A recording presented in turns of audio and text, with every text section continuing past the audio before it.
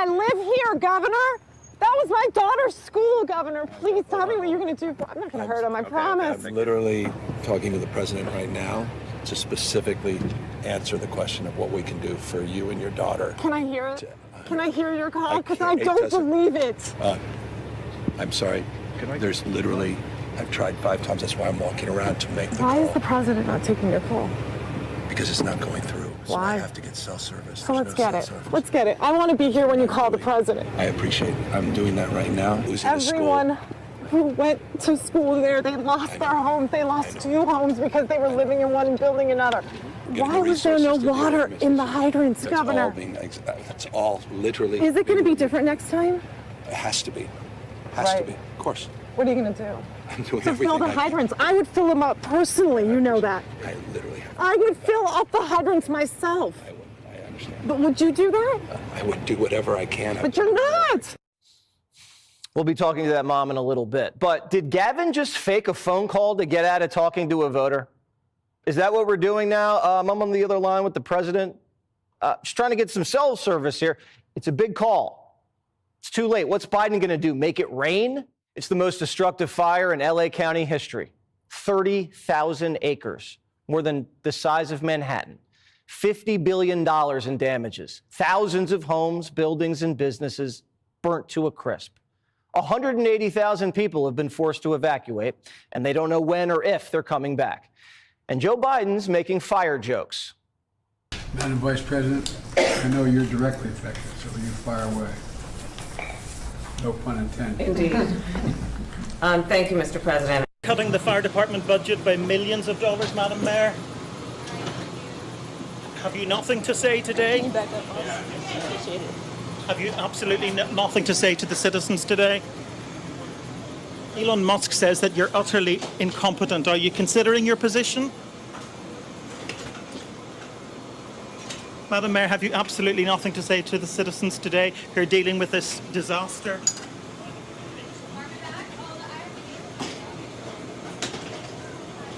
No apology for them? They spent $24 billion last year on the homeless. Yeah. And what did they spend on preventing these wildfires? Zero. Zip. And in 2019, I think Newsom said, I'm going to take care of the forests and maintain the forests and do all that kind of stuff. He didn't do anything. Didn't do anything. And then on top of that, they cut the water off. Yeah, that's right. Yeah, it's all funny. And then I think all our tax dollars probably went for Gavin's hair gel. And then he gets on TV and pretends like everything's great. Mm-hmm. And California's the best. We have the best state. We have the most amazing economy. And like, you're out of your mind, dude. You've ruined this state. Like, personally ruined it. He decides to go and appear with Governor Newsom, at which time he says this about the fires. It's astounding what's happening today. I want me to good news. My son lives out here in the way. They got this notification yesterday that their home is probably burned down. Today, it appears that maybe still standing, we're not sure. But the good news is, I'm a great-grandfather as of today.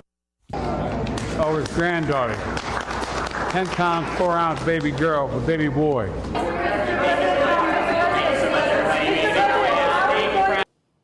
Is that the best time to announce your baby boy, baby girl? No, he's been an absent leader for 4 years. The Democrats have been covering it up. Now the media is coming out and saying that's the worst cover-up they had, and they regret covering for him. You have a leader that's not there. President-elect Trump has been the president since November 5th, basically now.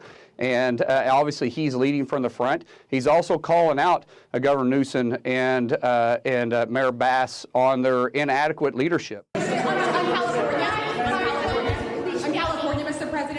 During the pandemic, you often said that you didn't believe that you should bail out blue states that you believe were being mismanaged. Given your criticism of Governor Gavin Newsom, are you willing to work with him, and do you believe that federal aid should be provided to California for as long as it takes? Well, it's very sad because I've been trying to get Gavin Newsom to allow water to come. You'd have tremendous water up there. They send it out to the Pacific because they're trying to protect a tiny little fish, which is in other areas, by the way, called a smelt.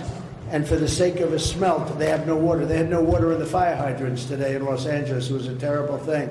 And we're going to get that done. It's going to finally be done. I got it done from the federal side, and he didn't want to sign it, but it's not going to happen again like that. There's no reason. Can you imagine? You have farmers that don't have any water in California. They have plenty of water. They don't have a drought. They send it out to the Pacific, and it's crazy. So what's happening in California is a true tragedy. I know those areas very well. I have many friends living in those houses. That is a true tragedy. Nobody ever thought. I mean, virtually Beverly Hills and areas around Beverly Hills are being decimated. The biggest homes, some of the most valuable homes in the world are just destroyed. I don't even know. You know, you talk about a tax base. If those people leave, you're going to lose half your tax base of California. This is a true tragedy, and it's a mistake of the governor, and you could say the administration. They don't have any water. They didn't have water in the fire hydrants. They don't have water. And yet they have, the water comes from, you know where? Up north. And it comes down at levels, they give millions and millions of barrels of gallons of water that they have, and they send it out into the Pacific. For the Pacific, it's like a drop, it's nothing. But for California, it would take care of the whole state. So what's happened is a tragedy, and the governor has not done a good job. With that being said, I got along well with him when he was governor. We worked together very well, and we would work together. I guess it looks like we're going to be the one having to rebuild it. But what happened there, I don't think there's anything that I've ever seen quite like it. And the insurance companies are going to have a big problem, because you're talking about big, big dollars. Do you think you should have been visiting Ghana while this was unfolding back home?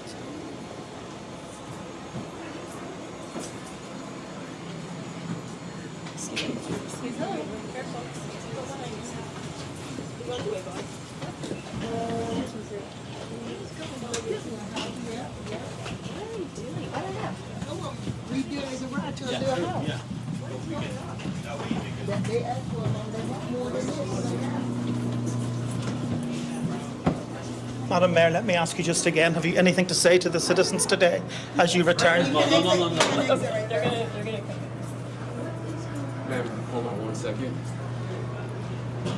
Madam Mayor, just a few words for the citizens today as you return to deal with the catastrophe. Can you take this down?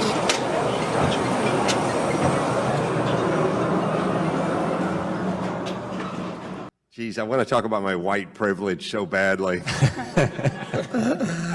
I graduated North Hollywood High with a 1.7 GPA. I could not find a job. I walked to a fire station in North Hollywood. I was 19. I was living in the garage of my family home. My mom was on welfare and food stamps, and I said, can I get a job as a fireman? And they said, no, because you're not black, Hispanic, or a woman.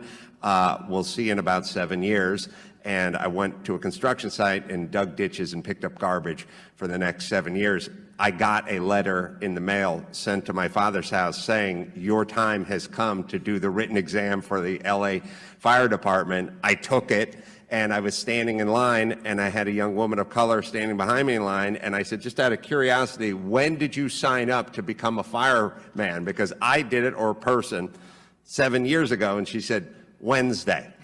That is an example of my white privilege. So the family with the poor little girl who was Fire happening right now. Say that again? Why is there a fire happening right now? There are multiple fires that are taking place. Are you serious? Yeah. Yeah. You're the news though. You're supposed to know. Well, I don't know how it started. We don't know how it started. There, you know, I think winds. It's all the gay people in LA. Okay, there we go. Okay. We got the. Unacceptable. Gina, This has been a 48-hour nightmare for Southern California, the most destructive winter fires to ever hit the city of Los Angeles. And this is the cover of the New York Post. Hell A.